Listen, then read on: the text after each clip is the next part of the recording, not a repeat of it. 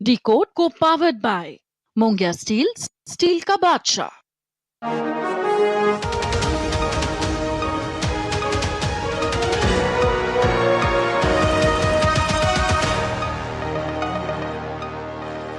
नमस्कार, मैं हूं सुधीर चौधरी और डिकोड के इस वीकेंड एडिशन में आपका बहुत बहुत स्वागत है।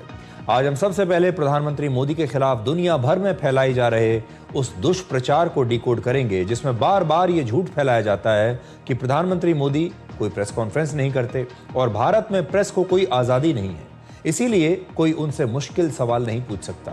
प्रधानमंत्री मोदी ने पिछले 12 वर्षों में 150 से ज्यादा इंटरव्यूज दिए हैं। इनमें भारत का लगभग हर बड़ा न्यूज चैनल है, हर बड़ा अखबार शामिल है और इनमें the Wall Street Journal, Time magazine, Newsweek और ब्लूमबर्ग जैसी बड़ी बड़ी अंतर्राष्ट्रीय मीडिया संस्थाएं भी हैं।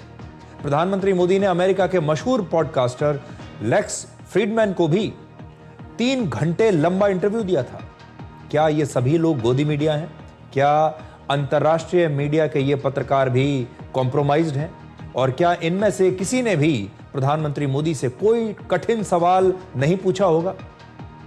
इसके बाद आपको दिखाएंगे कि एक नई खुफिया रिपोर्ट के लीक होने से यह पता चला कि वर्ष 2022 में इमरान खान की सरकार गिराने के पीछे अमेरिका का ही हाथ था।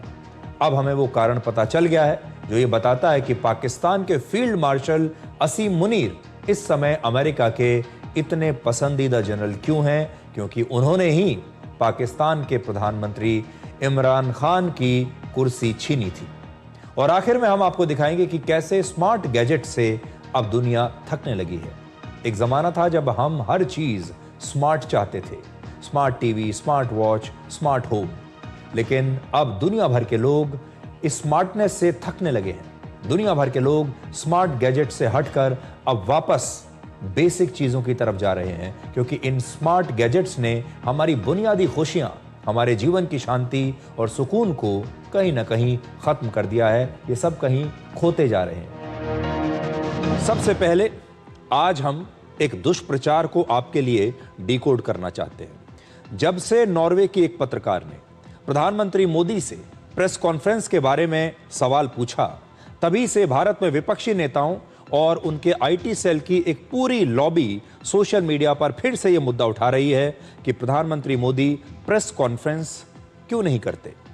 भारत में कोई भी पत्रकार उनसे मुश्किल सवाल नहीं पूछ सकता और वो किसी के सवालों का जवाब नहीं देते। ये एक दुष्प्रचार अब राष्ट्रीय और अंतर्राष्ट्रीय स्तर पर किया जा रहा है। आज हम प्रधानमंत्री मोदी की इसी गलत छवि को गढ़ने वाले फॉल्स नैरेटिव को आपके सामने डिकोड करेंगे। लेकिन सबसे पहले आप कुछ आंकड़ों पर नजर डालिए। वर्ष 2014 में भारत के प्रधानमंत्री बनने के बाद तब से लेकर अब तक इन 12 वर्षों में प्रधानमंत्री मोदी ने 150 से ज्यादा सोलो इंटरव्यूज दिए हैं, यानी 1-on-1 इंटरव्यूज दिए हैं। हालांकि असली इंटरव्यूज की संख्या इससे भी कहीं ज्यादा हो सकती है। यह एक अनुमान है जो कि कम से कम 150 नहीं तो उससे ज्यादा इंटरव्यूज वो दे चुके हैं। और ये वो इंटरव्यूज हैं जिनमें इंटरव्यू करने वाले पत्रकार के पास उनसे कोई भी सवाल पूछने का पूरा मौका था। वर्ष 2024 के लोकसभा चुनाव प्रचार के दौरान ही प्रधानमंत्री मोदी ने सिर्फ 76 दिनों में लगभग 80 इंटरव्यूज दिए थे। इनमें देश के लगभग हर न्यूज चैनल, हर अखबार, वेबसाइट, यहां तक कि यूट्यूबर्स को भी उन्होंने इंटरव्यूज दिए और उनके हर सवाल का जवाब दिया। इस दौरान प्रधानमंत्री मोदी अंतर्राष्ट्रीय मीडिया को भी लगातार इंटरव्यूज देते रहे। जैसे वर्ष 2025 में निकेई एशिया, 2024 में द न्यूज वीक, 2023 में द वॉल स्ट्रीट जर्नल, 2015 में टाइम मैगजीन को भी उन्होंने अपने इंटरव्यूज दिए हैं। और इसके अलावा Bloomberg, CNN, Fox News, Al Jazeera, Financial Times, the Economist और रॉयटर्स जैसी अंतर्राष्ट्रीय न्यूज एजेंसीज और संस्थाओं ने कई बार प्रधानमंत्री मोदी पर कवर स्टोरीज की हैं, उन पर लंबे लंबे लेख छापे हैं और उनके काम का आकलन भी ये लोग करते रहे हैं। वर्ष 2024 में प्रधानमंत्री मोदी ने अंतर्राष्ट्रीय मैगजीन न्यूज वीक को भी 90 मिनट का एक इंटरव्यू दिया था, जिसमें न्यूज वीक के 3 पत्रकारों ने प्रधानमंत्री मोदी से सवाल किए थे। क्या न्यूज वीक के ये तीनों पत्रकार भी गोदी मीडिया हैं और क्या ये भी कॉम्प्रोमाइज्ड हैं? न्यूज वीक ने अपने कवर पेज पर प्रधानमंत्री मोदी की तस्वीर छापी थी। मैं बड़ी स्क्रीन पर आपको दिखाना चाहता हूं, जरा आप देखिए।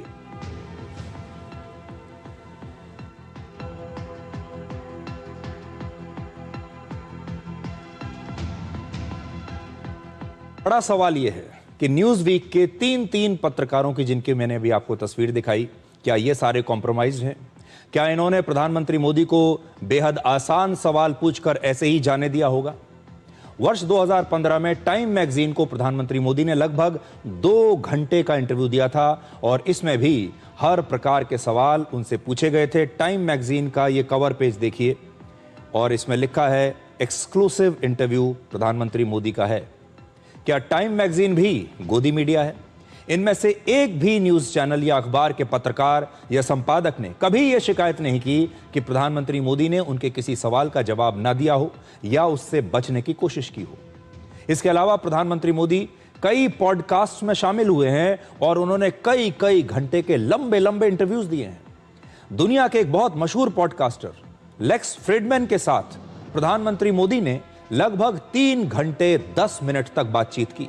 जरा सोचिए, 3 घंटे यानी एक लंबी हिंदी फिल्म से भी ज्यादा वक्त का इंटरव्यू प्रधानमंत्री मोदी ने इस पॉडकास्टर के साथ किया है। इस इंटरव्यू के बाद लेक्स फ्रीडमैन ने सोशल मीडिया पर लिखा, it was one of the most moving and powerful conversations and experiences of my life. Lex Fridman देखिए क्या लिख रहे हैं सोशल मीडिया पर इस इंटरव्यू के बाद कि यह मेरी जिंदगी के सबसे शानदार बेहतरीन अनुभवों में से एक है और मेरी प्रधानमंत्री मोदी के साथ बहुत ही पावरफुल कॉन्वर्सेशन हुई है। जबरदस्त मेरी बातचीत उनके साथ हुई है। 3 घंटे तक आपको क्या लगता है लेक्स फ्रीडमैन ने उनसे कोई सवाल नहीं पूछा होगा? आज आपको लेक्स फ्रीडमैन से यह पूछना चाहिए कि ऐसा उनका कौन सा सवाल था जिसका जवाब प्रधानमंत्री मोदी ने इस 3 घंटे 10 मिनट के इंटरव्यू में नहीं दिया। लेक्स फ्रीडमैन दुनिया के सबसे बड़े और प्रतिष्ठित पॉडकास्टर्स में से एक हैं।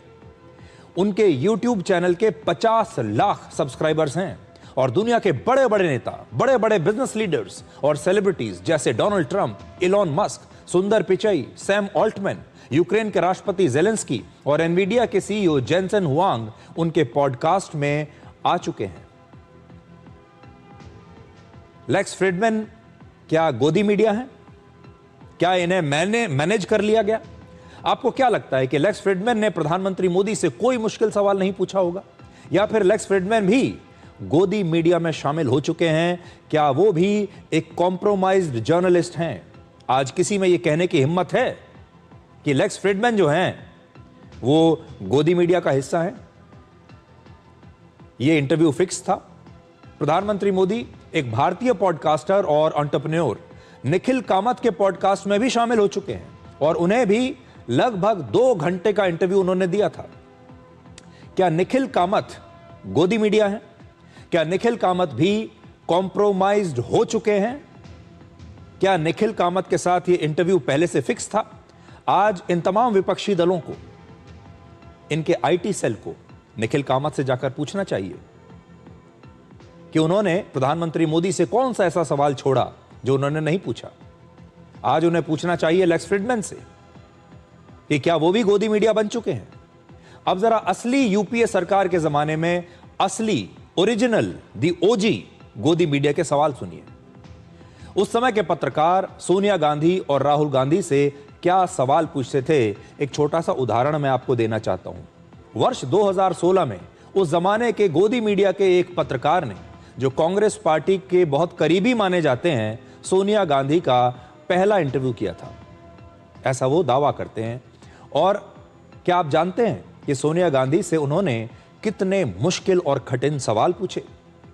उन्होंने सोनिया गांधी से पूछा, जब आप शाम को घर से बाहर जाती हैं तो क्या आपकी सास इंदिरा गांधी आपसे पूछती थी कि आप कहां जा रही हैं? इस इंटरव्यू में उन्होंने कहा कि आप सोनिया गांधी के अपनी सास इंदिरा गांधी के साथ कैसे पारिवारिक रिश्ते थे। और इस पूरे इंटरव्यू को उन्होंने सास बहू सीरियल का एक एपिसोड बना दिया, जिसमें सिर्फ इसी बारे में बातचीत हो रही है कि सास और बहू के बीच कैसे रिश्ते हैं, परिवार में क्या पसंद किया जाता है, क्या खाया जाता है, क्या पिया जाता है, रसोई में क्या बनता है। वर्ष 2014 में एक और ऐसे ही गोदी मीडिया के रिपोर्टर ने राहुल गांधी से सवाल किया कि क्या आपने समोसा खाया और समोसे का स्वाद कैसा लगा? और राहुल गांधी ने जवाब दिया, अच्छा था। फिर इस रिपोर्टर ने पूछा, आपने जो जलेबी खाई उसका टेस्ट कैसा था? अब देखिए कितना मुश्किल सवाल है। राहुल गांधी से पूछा, आपने समोसा खाया तो उसका टेस्ट कैसा था? राहुल गांधी कहते हैं, अच्छा था। अगला सवाल, बहुत ही मुश्किल सवाल, कि आपने जलेबी खाई उसका टेस्ट कैसा था? उससे पहले सोनिया गांधी से जो इंटरव्यू किया जा रहा है, आपके अपनी सास से कैसे रिश्ते थे? क्या आपकी सास इंदिरा गांधी आपसे पूछती थी कि आप शाम को बाहर क्यों जा रही हैं? आप किससे मिलने के लिए जा रही हैं? आपको क्या खाना पसंद है? रसोई में क्या बनाते हैं आपके यहां? ये इतने बड़े मुश्किल सवाल उस समय पूछे जाते थे। मुझे नहीं लगता कि भारत के किसी भी प्रधानमंत्री या किसी भी बड़े नेता ने इतने सारे one on one solo interviews दिए होंगे जितने प्रधानमंत्री मोदी ने दिए हैं अब तक, जिसमें उनसे हर तरह का सवाल पूछा गया।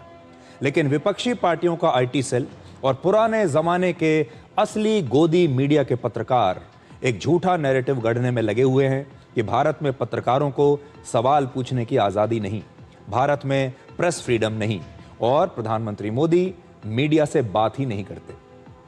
आज जो आंकड़े हमने आपको दिखाए उन्हें देखकर आप समझ गए होंगे कि यह पूरी कहानी असल में एक सफेद झूठ है। लेकिन चिंताजनक बात यह है कि झूठ सच से कहीं ज्यादा तेजी से फैलता है। झूठ आग की तरह फैलता है और यही चिंताजनक बात है कि कई विदेशी पत्रकार और विदेशी एक्टिविस्ट अब इसी झूठे नैरेटिव को प्रसारित करने में लग गए हैं। विदेशों में एक पूरी की पूरी लॉबी है जो भारत को आगे बढ़ते हुए देखना नहीं चाहती। वो प्रधानमंत्री मोदी की कमियां निकालती है और भारत के लोकतंत्र को कमजोर बताती है। ये लॉबी कहती है कि भारत में न धर्म की आज़ादी है, न प्रेस की आज़ादी है, मानव अधिकारों को बिल्कुल कुचल दिया गया है और ये पूरी कहानी गढ़ने में हमारे अपने ही देश के हमारे ही कुछ लोग इन विदेशी ताकतों के साथ मिले हुए हैं। और नॉर्वे में 28 साल की एक अनुभवहीन पत्रकार ने जो किया, यह असल में उसी कैंपेन का नतीजा है। इसलिए यह एक बहुत चिंताजनक बात है कि यह नैरेटिव बार बार गढ़ा जा रहा है। आपके पास भी ये सारी बातें आती होंगी और आप भी कई बार ये सोचने पर मजबूर होते होंगे कि अब तो विदेशों के पत्रकार भी ये बात कर रहे हैं, तो असलियत क्या है? लेकिन आप एक रिसर्च करके देखिए कि भारत के किस प्रधानमंत्री ने इससे पहले, प्रधानमंत्री मोदी से पहले 150 से 200 इंटरव्यूज दुनिया भर के पब्लिकेशंस को दिए हैं। दुनिया भर में भी ऐसे कितने प्रधानमंत्री या राष्ट्रपति होंगे जिन्होंने 150-200 इंटरव्यूज दुनिया के अलग अलग पब्लिकेशंस को दिए होंगे, जिसमें कि बड़े बड़े अखबार शामिल हैं, बड़े बड़े न्यूज चैनल शामिल हैं, बड़े बड़े पत्रकार शामिल हैं। आप वो तस्वीर देखिए जिसमें अमेरिका के 2 फाइटर जेट्स एक एयर शो के दौरान हवा में ही एक दूसरे से टकरा गए और नष्ट हो गए।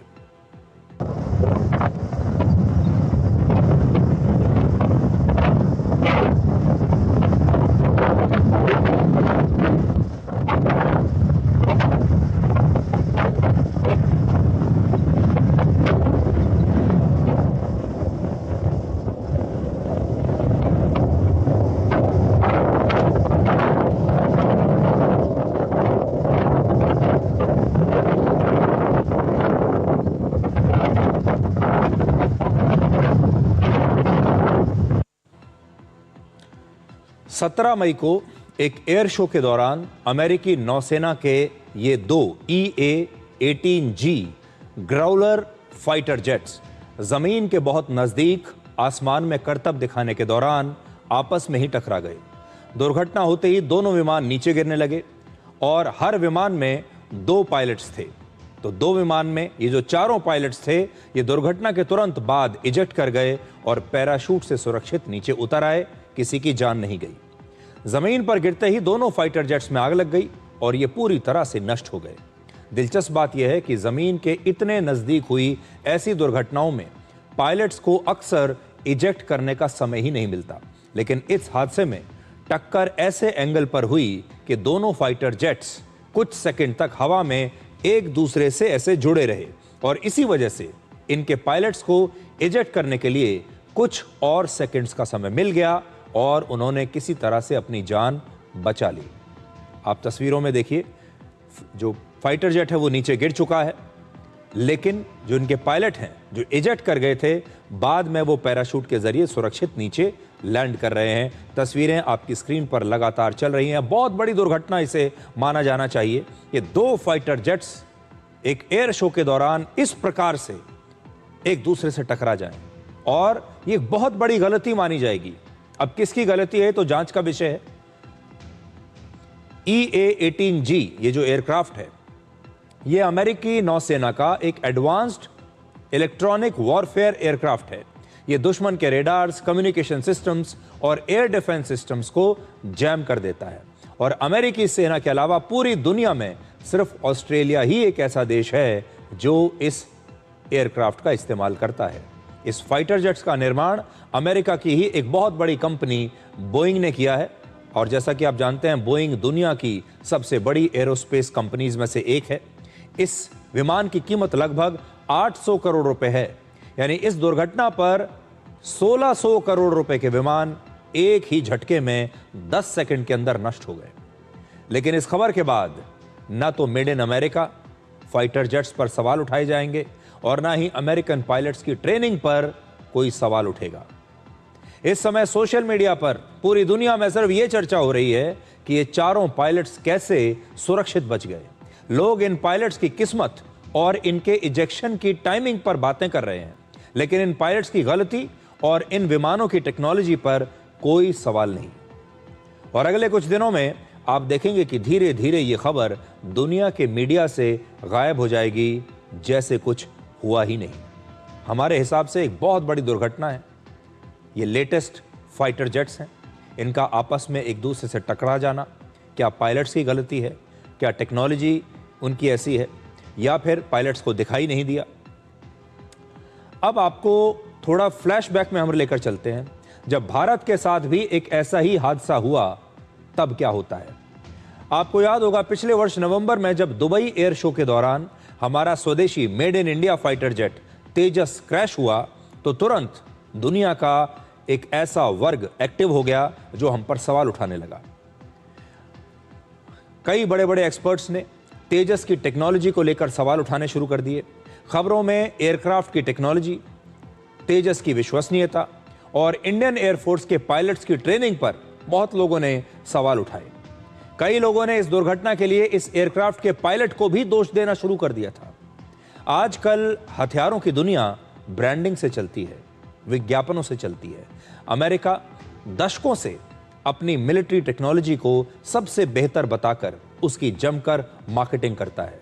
आपने देखा होगा, हॉलीवुड की जो फिल्में होती हैं उनमें भी कैसे वो अमेरिका के फाइटर जेट्स की मार्केटिंग करते हैं, अमेरिका के वॉरशिप्स की मार्केटिंग करते हैं, नासा की मार्केटिंग करते हैं। उनकी हर फिल्म में अगर आप देखेंगे तो आप ये पाएंगे कि अमेरिका में जो भी हथियार बनते हैं, चाहे वो फाइटर जेट्स हों, चाहे वो वॉरशिप्स हों, एयरक्राफ्ट कैरियर हों, या फिर उनकी गन्स हों, कुछ भी हो, वो अपनी हॉलीवुड की फिल्मों में उसे शोकेस करते हैं और दुनिया भर को दिखाते हैं कि हमसे बेहतर हथियार किसी के पास नहीं, हमसे ज्यादा शक्तिशाली सेना किसी के पास नहीं। इसलिए जब अमेरिका के एयरक्राफ्ट्स दुर्घटना का शिकार होते हैं तो उन्हें एक्सेप्शनल इंसिडेंट कहा जाता है, यानी एक ऐसी रेयर दुर्घटना जो कभी कभार ही होती है, जिसके बारे में ज्यादा चर्चा नहीं होनी चाहिए। लेकिन भारत की अपनी डिफेंस ब्रांडिंग अभी अपने शुरुआती दौर में है, इसलिए भारत की एक छोटी सी गलती को भी पूरे सिस्टम का फेल्योर बना दिया जाता है, ताकि भारत हथियारों की इस रेस में आगे न बढ़ पाए। अगर अमेरिका का फाइटर जेट क्रैश हुआ तो कहा जाता है इन्वेस्टिगेशन इज अंडरवे, यानी अभी जांच चल रही है, जांच के बाद बताएंगे क्या है। और अगर भारत का कोई फाइटर जेट क्रैश हो जाए तो पूछा जाता है क्या भारत के पास सुरक्षित फाइटर जेट बनाने की क्षमता है भी।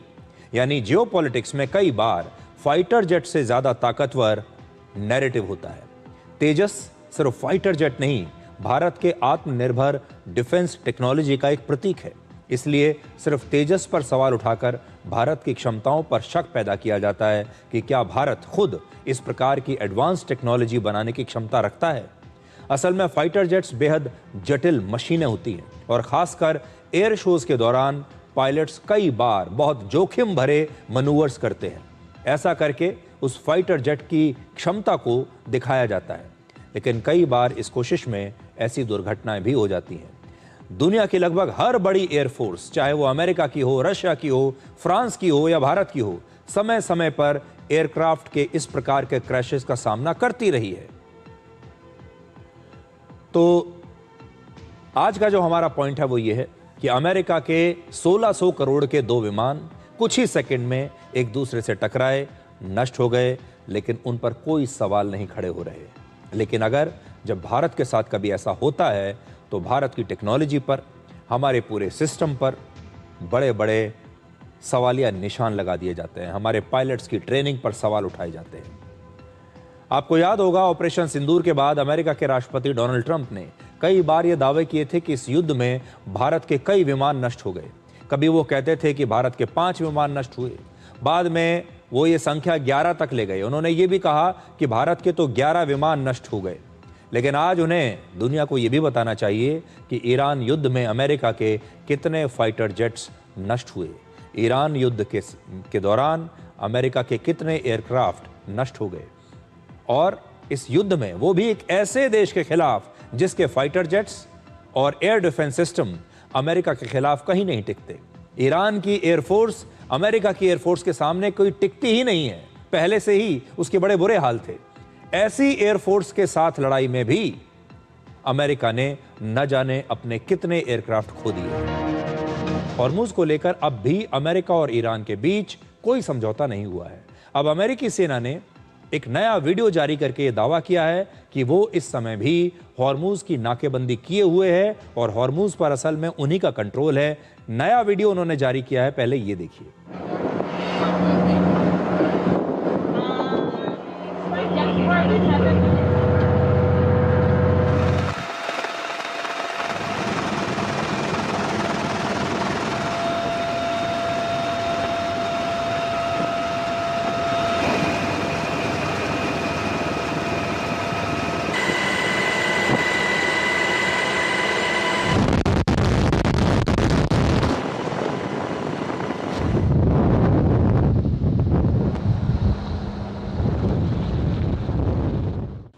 इस बीच अमेरिका की संसद की एक रिपोर्ट में दावा किया गया है कि ईरान युद्ध में अमेरिका की सेना को बहुत बड़ा नुकसान हुआ है।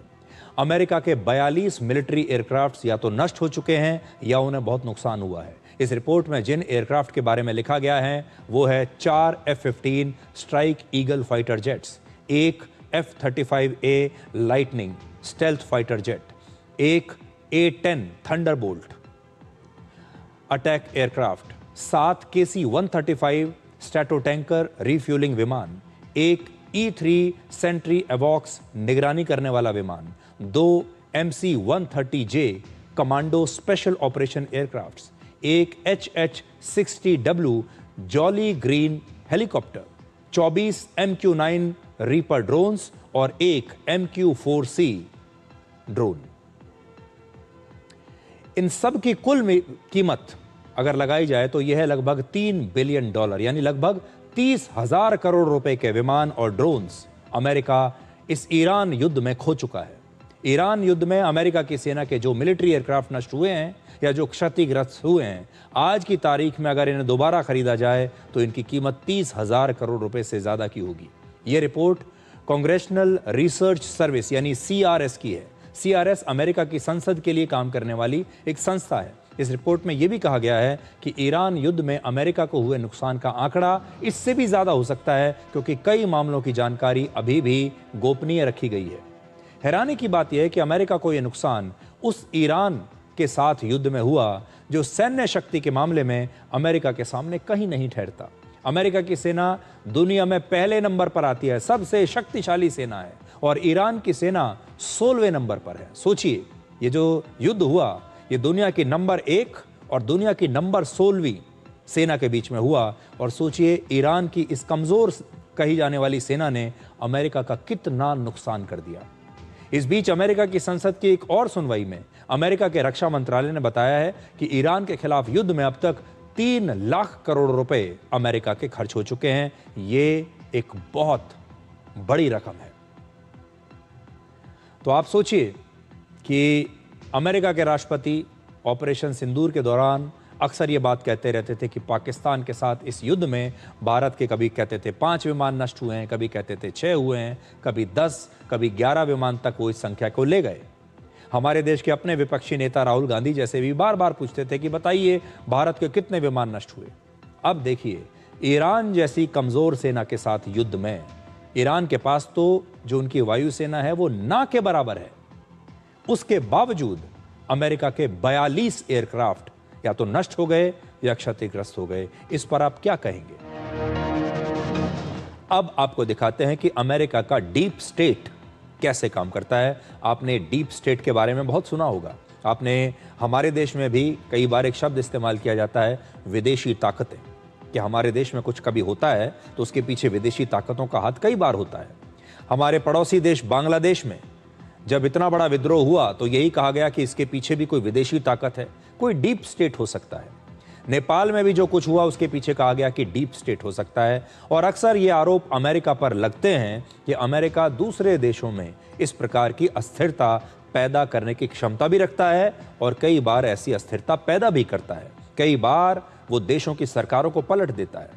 तो आज की सबसे बड़ी अंतर्राष्ट्रीय खबर आपके लिए ये है कि 4 साल पहले वर्ष 2022 में पाकिस्तान में पूर्व प्रधानमंत्री इमरान खान की सरकार गिरी नहीं थी, बल्कि अमेरिका की मर्जी से इसे गिराया गया था। 73 वर्ष के इमरान खान लगभग 3 साल से पाकिस्तान की जेल में क्यों हैं, ये बात आज स्पष्ट हो गई। असल में 3 पन्नों का एक सीक्रेट राजनयिक दस्तावेज लीक हुआ है जो आपकी स्क्रीन पर है। इसमें अमेरिका में पाकिस्तान के राजदूत और एक अमेरिकी अधिकारी डोनाल्ड लू के बीच बातचीत का एक रिकॉर्ड मौजूद है। इस दस्तावेज में पाकिस्तान के राजदूत ने कहा है कि वो अमेरिकी सरकार के एक उच्च अधिकारी डोनाल्ड लू से लंच पर मिले और लंच के दौरान अमेरिकी अधिकारी ने पाकिस्तान के इस राजदूत को अमेरिका की सरकार की तरफ से एक बहुत महत्वपूर्ण संदेश दिया। आप 3 पॉइंट्स में यह संदेश समझिए कि अमेरिका ने पाकिस्तान के राजदूत को क्या कहा। पहला, अमेरिका ने कहा कि अगर इमरान खान की सरकार गिरा दी जाती है तो अमेरिका पाकिस्तान की सारी गलतियों को माफ कर देगा। अमेरिका रशिया और यूक्रेन युद्ध में पाकिस्तान की निष्पक्ष भूमिका से उस समय बहुत नाराज था। अमेरिका चाहता था कि पाकिस्तान खुलकर इस युद्ध में यूक्रेन का साथ दे, क्योंकि अमेरिका यूक्रेन का साथ दे रहा था और रशिया अमेरिका का दुश्मन है। लेकिन हुआ उल्टा। यूक्रेन युद्ध के पहले ही दिन तत्कालीन प्रधानमंत्री पाकिस्तान के इमरान खान रशिया चले गए और रशिया में जाकर, मॉस्को में जाकर उन्होंने वहां के राष्ट्रपति व्लादिमीर पुतिन से मुलाकात की। ये तस्वीरें देखकर अमेरिका को बहुत गुस्सा आया और अमेरिका बहुत नाराज हो गया पाकिस्तान से।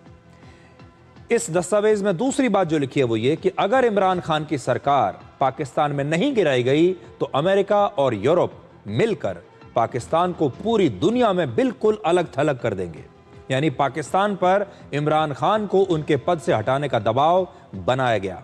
यह भी कहा गया कि अगर इमरान खान को हटा दिया जाए तो पाकिस्तान और अमेरिका के रिश्ते बेहतर हो जाएंगे, सामान्य हो सकते हैं। और तीसरा, पाकिस्तान के राजदूत ने डोनाल्ड लू के साथ हुई अपनी सारी बातचीत के बारे में जब अपनी सरकार को ब्रीफ किया तो उन्होंने बताया कि डोनाल्ड लू इतनी कड़ी और इतनी सीधी बात व्हाइट हाउस की मंजूरी के बिना उनसे नहीं कह सकते। इसलिए जो कुछ डोनाल्ड लू ने कहा है इसे आप सीधे अमेरिकी सरकार की मर्जी मानिए। उस समय डोनाल्ड लू अमेरिका के विदेश मंत्रालय में काम करते थे और अमेरिका से पाकिस्तान के रिश्तों और पॉलिसीज के पोर्टफोलियो को संभालते थे। यानी पाकिस्तान के साथ रिश्तों की जिम्मेदारी डोनाल्ड लू की थी। यह सीक्रेट दस्तावेज खुद अमेरिका के ही एक digital news platform drop site ने जारी किए हैं। यह ड्रॉप साइट नाम का एक डिजिटल प्लेटफॉर्म है जिसने ये दस्तावेज जारी किए हैं। और अगर ये दस्तावेज सही हैं तो ये एक विस्फोटक खुलासा है। इससे यह पता चलता है कि पर्दे के पीछे से अमेरिका ही पाकिस्तान को चला रहा है। पाकिस्तान का असली रिमोट कंट्रोल अमेरिका के पास है। यह सिर्फ एक खुलासा नहीं है, यह पाकिस्तान की सेना के लोकतंत्र विरोधी चरित्र को भी एक्सपोज करता है और यह बताता है कि आज भी पाकिस्तान को वहां की सेना ही चलाती है। यह बताता है कि पाकिस्तानी सेना कैसे अमेरिका के दबाव में आकर अमेरिका को खुश करने के लिए अपने ही देश में चुनी हुई इमरान खान की सरकार को गिरा देती है। पाकिस्तान की सत्ता से इमरान खान की विदाई की पूरी स्क्रिप्ट अमेरिका और पाकिस्तान की सेना ने मिलकर लिखी थी। इमरान खान ने खुद उस समय यह कई बार दावा किया था कि अमेरिका उनकी सरकार को गिराना चाहता है। मार्च 2022 में एक रैली के दौरान इमरान खान ने एक दस्तावेज दिखाया था और इस दस्तावेज को दिखाते हुए उन्होंने दावा किया था कि पाकिस्तान के राजदूत को भेजा गया ये एक गोपनीय संदेश है जिसमें लिखा था कि अमेरिका चाहता है कि इमरान खान सत्ता से हट जाए। और जो दस्तावेज उन्होंने दिखाया इमरान खान ने उस समय, ऐसा लगता है कि ये वही दस्तावेज है। हमारे पुराने लीडर्स की करतूतों की वजह से धमकियां मिलती रही। ये सुने अगला, हमारे मुल्क में मुल्क के अंदर मौजूद लोगों की मदद से हुकूमतें तब्दील की जाती रही। ये जो आज कातिल और मकतूल इकट्ठे हो गए हैं, कातिल और मकतूल को इकट्ठे करने वालों के भी, इनको जिन्होंने इकट्ठा किया उनका भी हमें पता है। हमें पता है कि किन किन जगहों से बाहर से हम पे दबाव डालने की कोशिश की जा रही है, हमें पता है। लेकिन लिख के हमें धमकी दी गई है और पाकिस्तान में बैठे हुए किरदार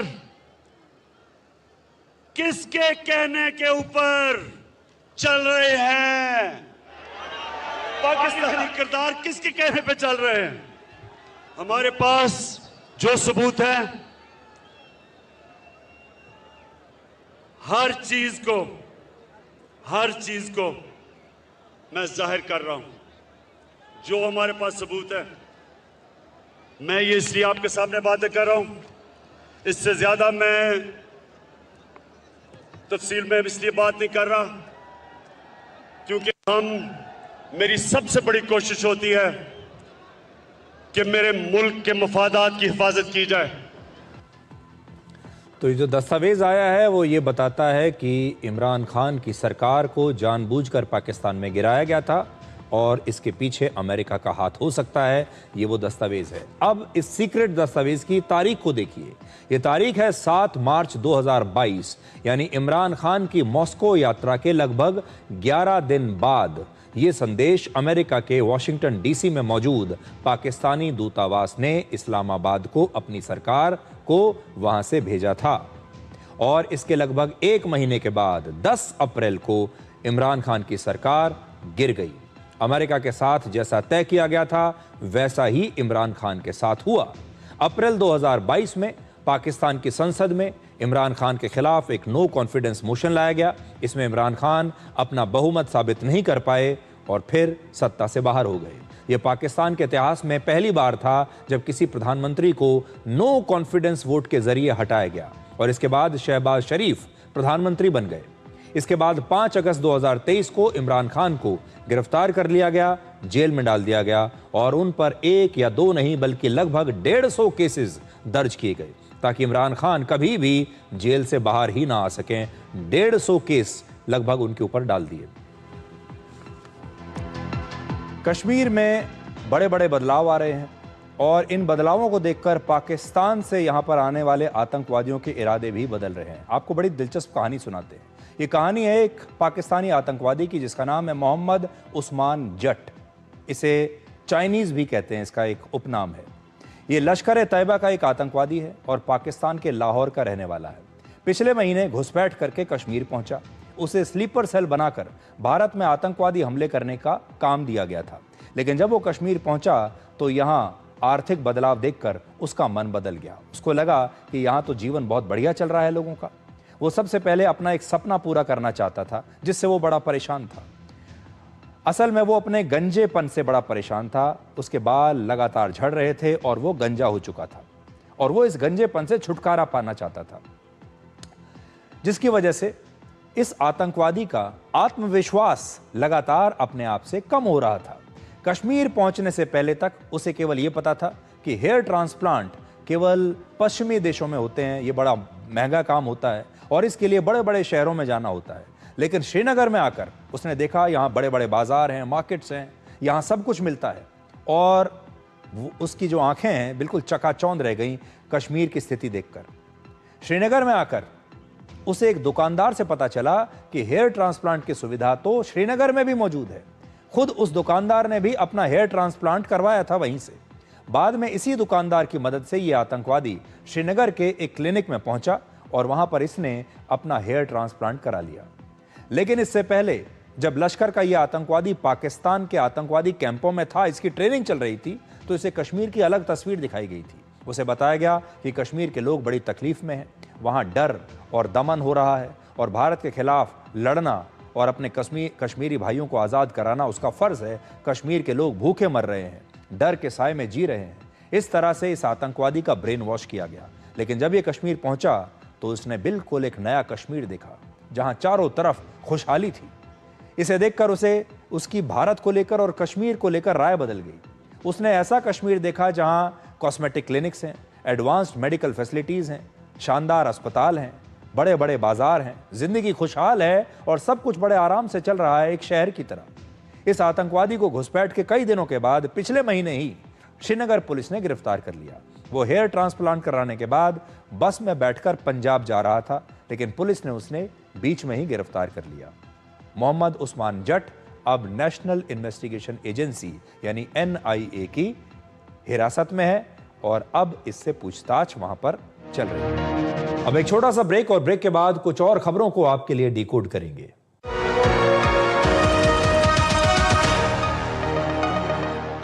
This is no ordinary sky. This is where legends are born. Space transition. In the vast expanse above, the Indian Air Force reigns. Unseen, unstoppable, unmatched. The Indian Air Force to be a cut above. मेरा investment डूब गया, मेरे returns रुक गए, मेरा account hack हो गया। अब क्या करूं? कौन हेल्प करेगा? कहां करूं शिकायत? RBI के सचेत पोर्टल पर। क्या? हाँ, online frauds, fake investment schemes, unauthorised deposits और अन्य फाइनेंशियल क्राइम्स की शिकायत यहाँ करें, जिससे संबंधित संस्था तक भेजा जाएगा ताकि सही कार्यवाही हो। RBI कहता है सचेत रहें, सुरक्षित रहें। फिर प्रारंभ हो रहा है ज्ञान का सबसे बड़ा अध्याय। 5G की स्पीड से अपग्रेड होकर के नए अप्रोच के साथ इस नए दौर में आप सभी का बहुत बहुत स्वागत है। प्रारंभ करता हूँ ज्ञानदार, धमदार, शानदार, कौन बनेगा करोड़पति। सोमवार से शुक्रवार रात 9 बजे DD नेशनल पर।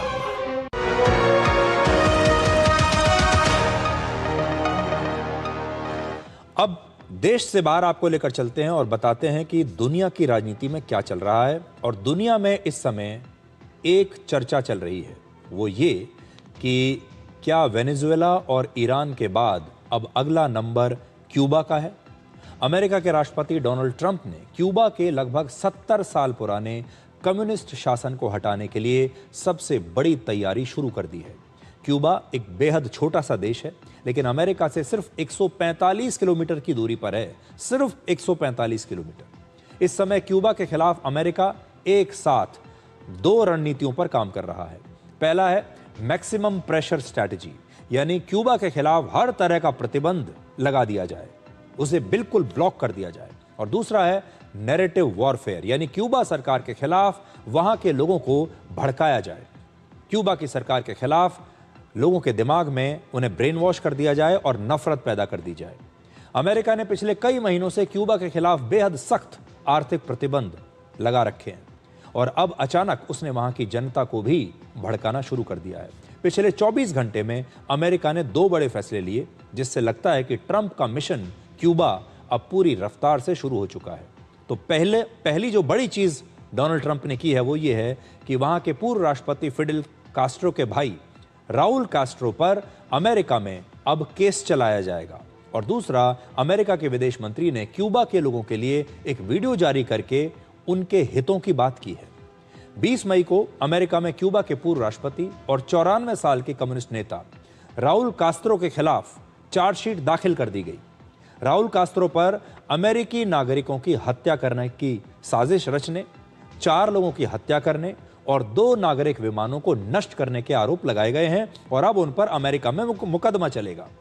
यह मामला 24 फरवरी 1996 का है, पुराना मामला है, जब राउल कास्त्रो क्यूबा के रक्षा मंत्री हुआ करते थे। राउल कास्त्रो के आदेश पर ही क्यूबा के लड़ाकू विमानों ने 2 छोटे नागरिक विमानों को अंतर्राष्ट्रीय सीमा में मार गिराया था। इस हमले में 4 अमेरिकी नागरिक मारे गए थे। अब 30 साल के बाद इस मामले में राउल कास्त्रो पर अमेरिका मुकदमा चलाएगा। राउल कास्त्रो पर केस चलाने की खबर के बाद ट्रंप ने कहा कि हम अब क्यूबा को आजाद करवा रहे हैं। In the meantime, we're going to have to help them out. They have no way of living. They have no food. They have no electricity. They have no energy at all. But they do have great people. We'll see what happens. But we're freeing up Cuba. 20 मई को ही America के विदेश मंत्री Marco Rubio ने एक video संदेश जारी करके Cuba के साथ नए संबंध बनाने और क्यूबा को लगभग 1000 करोड़ रुपए की मदद की पेशकश की थी। मार्को रूबियो ने यह संदेश जानबूझकर 20 मई को दिया, क्योंकि 20 मई क्यूबा का इंडिपेंडेंस डे होता है। वर्ष 1902 में इसी दिन क्यूबा स्पेन और अमेरिकी सैन्य शासन से आजाद होकर रिपब्लिक ऑफ क्यूबा बना था, यानी एक आजाद देश बना था। लेकिन क्यूबा की मौजूदा कम्युनिस्ट सरकार 20 मई को स्वतंत्रता दिवस नहीं मनाती, क्योंकि उनके अनुसार उस समय क्यूबा पूरी तरह से आजाद नहीं हुआ था, बल्कि उस पर अमेरिका का प्रभाव जारी था। क्यूबा की कम्युनिस्ट सरकार के लिए 1 जनवरी 1959 ज्यादा महत्वपूर्ण दिन है, क्योंकि इसी दिन फिडेल कास्त्रो की क्रांति सफल हुई थी और क्यूबा की पुरानी सरकार बदल दी गई थी। लेकिन आज भी 20 मई अमेरिकी समर्थक और कम्युनिस्ट विरोधी ग्रुप्स के लिए क्यूबा में इंडिपेंडेंस डे के तौर पर मनाया जाता है। अमेरिका की योजना है कि क्यूबा के लोगों को वहां की सरकार के खिलाफ ही भड़काया जाए, वहां पर विद्रोह कर दिया जाए और यह संदेश दिया जाए कि अमेरिका एंटी कम्युनिस्ट क्यूबा समुदाय के साथ खड़ा है, यानी जो भी लोग वहां कम्युनिस्ट सरकार के खिलाफ हैं, अमेरिका उनके साथ खड़ा है, अमेरिका उनकी मदद करेगा। आपको याद होगा, अमेरिका ने बिल्कुल यही काम ईरान में भी किया था।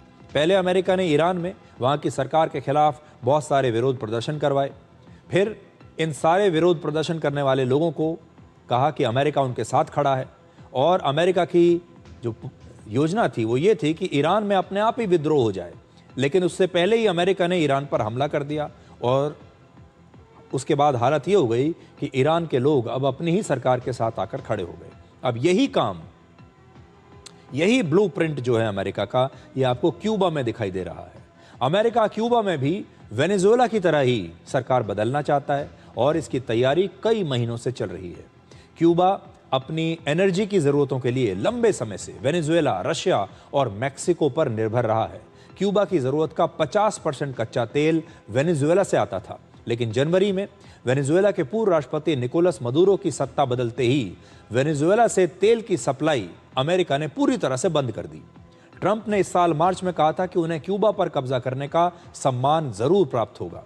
1 मई को अमेरिका ने एक नया आदेश जारी किया, जिसके मुताबिक क्यूबा की सरकार अमेरिका की राष्ट्रीय सुरक्षा के लिए खतरा बन रही है और इसलिए अमेरिका अब क्यूबा से जुड़े लोगों, वहां की कंपनियों और वहां की संस्थाओं पर नए प्रतिबंध लगाएगा। इस कार्रवाई के बाद क्यूबा में तेल सप्लाई लगभग पूरी तरह से बंद हो चुकी है और इससे वहां पर बहुत बड़ा बिजली संकट पैदा हो गया है। इस समय क्यूबा में 15 से 20 घंटे तक एक दिन में बिजली की कटौती चल रही है। एक दिन में 15 से 20 घंटे बिजली वहां पर नहीं रहती। पूरा क्यूबा जो है वो अंधेरे में है। फैक्ट्रियां बंद हो रही हैं, अस्पतालों और स्कूलों पर भी इसका बहुत बुरा असर हो रहा है, क्योंकि वहां बिजली ही नहीं है।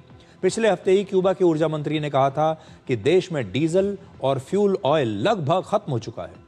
क्यूबा के राष्ट्रपति लगातार आरोप लगा रहे हैं कि अमेरिका आर्थिक नाकेबंदी करके उनके देश को कमजोर करना चाहता है। और पिछले हफ्ते ही अमेरिका ने क्यूबा के 11 शक्तिशाली लोगों पर प्रतिबंध लगा दिए, जिसमें वहां के मंत्री और सेना के कई बड़े अधिकारी शामिल हैं। आर्थिक नाकेबंदी की वजह से क्यूबा में राशन, पेट्रोल, भोजन, खाने पीने का सामान और दवाइयों की कमी हो गई है और लोगों का जो गुस्सा है वो लगातार बढ़ रहा है। कई शहरों में विरोध प्रदर्शन हो रहे हैं और इस तरह क्यूबा की जनता धीरे धीरे वहां की ही सरकार के खिलाफ अब आ रही है सड़कों पर। जो आप तस्वीरें आप देख रहे हैं, क्यूबा की इस समय बहुत बुरी हालत है। अब एक छोटा सा ब्रेक और ब्रेक के बाद कुछ और खबरों को आपके लिए डिकोड करेंगे।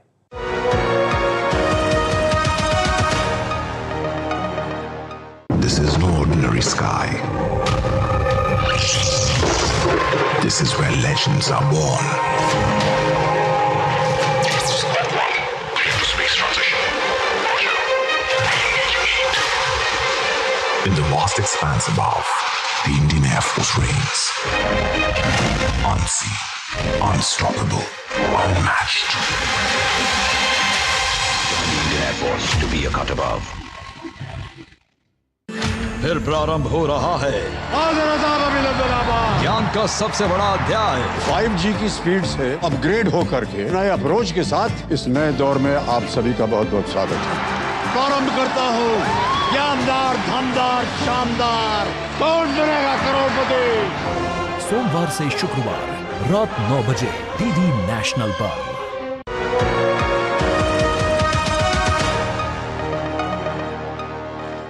अब एक नया विचार और नई खबर आपको बताते हैं। इस खबर को आप ध्यान से सुनिएगा और हो सकता है आपका भी यही हाल हो। कहते हैं मनः शांतिः परम सुखम, यानी मन की शांति ही सबसे बड़ा सुख है। लेकिन आज की ऑनलाइन दुनिया ने लोगों के मन की शांति और सुकून दोनों को छीन लिया है।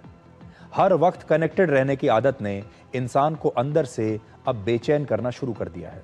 कुछ साल पहले तक स्मार्ट शब्द एक जादू की तरह था। हमें हर चीज में स्मार्टनेस चाहिए थी। स्मार्टफोन चाहिए थे, smart TV, smart watch, smart home, हर चीज इंटरनेट से जुड़ रही थी और बड़ी बड़ी कंपनियां इसी स्मार्ट कॉन्सेप्ट को दुनिया का भविष्य बता रही थी। स्मार्ट को एक स्टेटस सिंबल की तरह देखा जाता था और लोग ऐसे भविष्य की कल्पना करते थे, जब आप आएंगे आपके घर का दरवाजा अपने आप खुल जाएगा। आपके घर के जो तमाम गैजेट्स हैं वो आपकी आवाज़ सुनकर ही काम करना शुरू कर देंगे। हर चीज़ आपके साथ कनेक्टेड है, हर चीज़ इंटरनेट से कनेक्टेड है। लेकिन अब ये ट्रेंड बदल रहा है।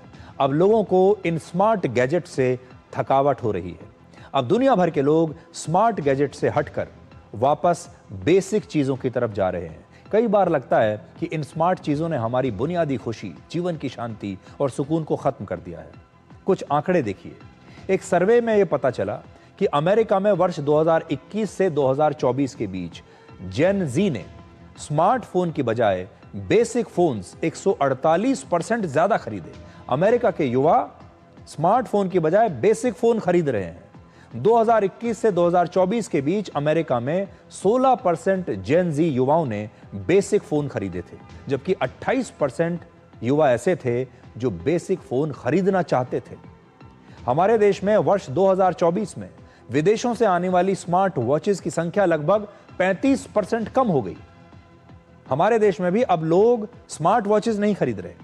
अमेरिका में 2025 के एक सर्वे में 57% लोगों ने स्मार्ट डिवाइसेस में स्टोर होने वाले उनके डेटा की सुरक्षा पर चिंता जताई थी। वो इस बात को लेकर चिंतित थे कि जो जितने भी स्मार्ट गैजेट्स हैं ये सारा हमारा डेटा ले लेते हैं। अब ये डेटा किसके पास जा रहा है, ये डेटा सुरक्षित है भी या नहीं, ये कैसे पता चलेगा। हर वक्त नोटिफिकेशंस, हर मिनट अपडेट्स, हर चीज को ऐप से जोड़ने की मजबूरी, हर समय ऑनलाइन बने रहने का दबाव, इन सब ने इंसान को सुविधाएं तो दी लेकिन उसका सुकून छीन लिया। और इसीलिए अब एक नया ट्रेंड आ रहा है, स्मार्ट कम और शांत ज्यादा। अब लोग ऐसे डिवाइसेस खरीद रहे हैं जो सिर्फ अपना काम करें, इसके आगे हमें डिस्टर्ब ना करें। एक समय ऐसा था जब कीपैड वाला मोबाइल फोन पिछड़ेपन की निशानी माना जाता था, लेकिन अब कई लोग फिर से इसी बेसिक फोन को खरीद रहे हैं। ऐसे फोन खरीद रहे हैं जिससे सिर्फ आप कॉल कर सकते हैं, ज्यादा से ज्यादा मैसेज पढ़ सकते हैं और एक दो और फीचर्स, इसके अलावा उन्हें कुछ नहीं चाहिए। तो ऐसे बेसिक फोन्स लोग दोबारा खरीदने लगे हैं। अब लोग स्मार्ट वॉच पहनना कम कर रहे हैं। एक जमाने में ऐसा लगता था कि स्मार्ट वॉच की वजह से पुराने जमाने की जो घड़ियां हैं, सुइयों वाली जो घड़ियां होती थी, वो खत्म हो जाएंगी बाजार से। लेकिन अब फिर से लोग स्मार्ट वॉच को छोड़कर नॉर्मल वॉचेस पहनना शुरू कर रहे हैं, वो सुई वाली जो घड़ी हुआ करती थी। ब्लूटूथ हेडफोन की बजाय लोग अब वायर वाले, केबल वाले हेडफोन का इस्तेमाल कर रहे हैं। आखिर लोग बेसिक गैजेट्स की तरफ क्यों जा रहे हैं? इसकी 4 वजहें हैं, ध्यान से सुनिएगा। पहला, हर वक्त ऑनलाइन बने रहने से अब थकान होने लगी है। पहले अच्छा लगता था, लेकिन अब हम थक रहे हैं। हर समय हमें ऑनलाइन नहीं रहना, कुछ समय के लिए हम अकेले रहना चाहते हैं, शांत रहना चाहते हैं। दूसरा, प्राइवेसी, यानी हमेशा ये चिंता बनी रहती है कि हमारा जो डेटा है, जो इन सारे स्मार्ट गैजेट्स में कहीं ना कहीं हमने स्टोर करके रखा है, ये डेटा आखिर किसके पास जा रहा है? कहीं ये लीक तो नहीं हो रहा? कहीं कोई इसे बाजार में देख तो नहीं रहा है? कहीं हमारी जासूसी तो नहीं हो रही है? क्योंकि आज आपका पूरा डेटा आपके स्मार्टफोन में भी है, आपके स्मार्ट वॉच में है, आपके स्मार्ट टीवी में है, और आपके घर में जितने भी स्मार्ट गैजेट्स हैं, उन सब में आपका डेटा फीड किया हुआ है। तीसरी बात, लोगों को अपने डिवाइस पर अपना कंट्रोल चाहिए, यानी उनका डिवाइस उनके हिसाब से चले, वो डिवाइस के हिसाब से ना चले। हो ये रहा है कि ये जो जितने भी चीजें हमने ली थी, हमारे डिवाइस, ये हमने अपनी सुविधा के लिए लिए थे, हम इन्हें चलाना चाहते थे, लेकिन आज ये सारे डिवाइस हमें चला रहे हैं। चौथी बात, सिंप्लिसिटी, मतलब कम नोटिफिकेशंस, कम डिस्ट्रैक्शन, कम डिस्टर्बेंस और मानसिक शांति। इसलिए अब लोग ऐसे उपकरण पसंद कर रहे हैं जो सरल हों, टिकाऊ हों और बिना इंटरनेट के भी आराम से काम करें। और आखिर में इंसान को हर चीज में स्मार्टनेस नहीं बल्कि भरोसा चाहिए। तो देखिए, कुछ समय ऐसा आया इंसान के जीवन में, खासतौर पर जब से इंटरनेट आया। पहले इंटरनेट चमत्कार की तरह लगता था, फिर ये सारे स्मार्ट गैजेट्स आए, ये भी एक चमत्कार की तरह लगते थे। हम इनके साथ खेलने लगे खिलौनों की तरह। धीरे धीरे हमें शुरू में बड़ा मजा आया, क्योंकि इन्होंने जिंदगी की रफ्तार को बहुत तेज कर दिया। लेकिन इसके बाद अब हम समझ रहे हैं कि हम इतना तेज भागने के लिए बने नहीं हैं। ये कोई रेस नहीं है जहां सारे दिन आप भागते रहें।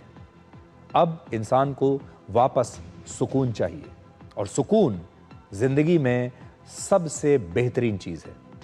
आप भी सोचकर देखिएगा, और अगर आपको लगता है कि आपके स्मार्ट गैजेट्स आपकी खुशी और आपका सुकून आपसे छीन रहे हैं, तो आप भी बेसिक फोन की तरफ जा सकते हैं, बेसिक गैजेट्स की तरफ जा सकते हैं। तो आज डिकोड में इतना ही। अब आपसे हमारी अगली मुलाकात होगी सोमवार रात 9 बजे। तब तक आप खुश रहिए, सुरक्षित रहिए, स्वस्थ रहिए। नमस्कार।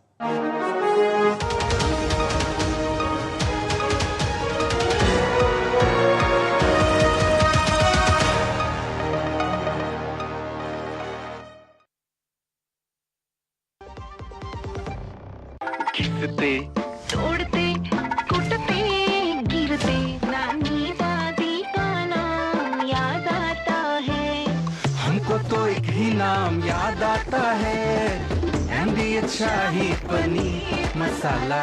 पनीर को क्या मस्त बना डाला। MDH का असली शाही पनीर मसाला।